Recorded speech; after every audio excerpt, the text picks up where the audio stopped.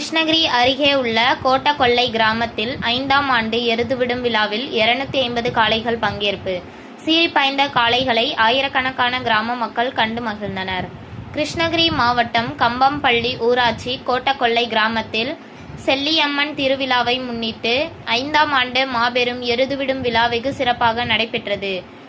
எருதுவிடும் விழா குழுவினர்கள் முன்னிலையில் நடைபெற்ற இந்த எருதுவிடும் விழாவில் கிருஷ்ணகிரி, சூளகிரி, திருப்பத்தூர், வேலூர், திருவண்ணாமலை, தர்மபுரி, வாணியம்பாடி, ஆம்பூர், பர்கூர், பாகலூர், கப்பல்வாடி, ஊத்தாங்கரை, ஆந்திரா மாநிலம் குப்பம் போன்ற பல்வேறு இடங்களில் இருந்து 250 எருதுகள் பங்கேற்றன.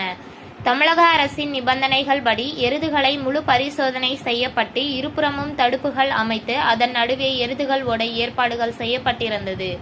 பின்னர் வாடிவாசலில் இருந்து ஒவ்வொரு எருதுகளாக விடப்பட்டது.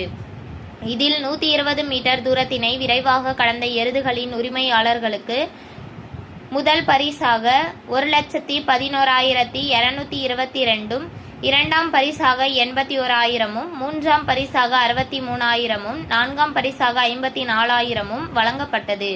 இது மட்டுமல்லாமல் பல்வேறு பரிசுகள் வழங்கப்படுகிறது. இந்த எருதுவிடும் விழாவை மாவட்டத்தின் பல்வேறு பகுதிகளில் இருந்து ஆயிரக்கணக்கான மக்கள் ஆர்வத்துடன் கலந்து கொண்டு கண்டுகளித்தனர். மேலும் இந்த விழாவிற்கான ஏற்பாடுகளை கோட்டக்கொல்லை பகுதியை சேர்ந்த ஊர் பொதுமக்கள் மற்றும் இளைஞர்கள் சிறப்பாக செய்திருந்தனர்.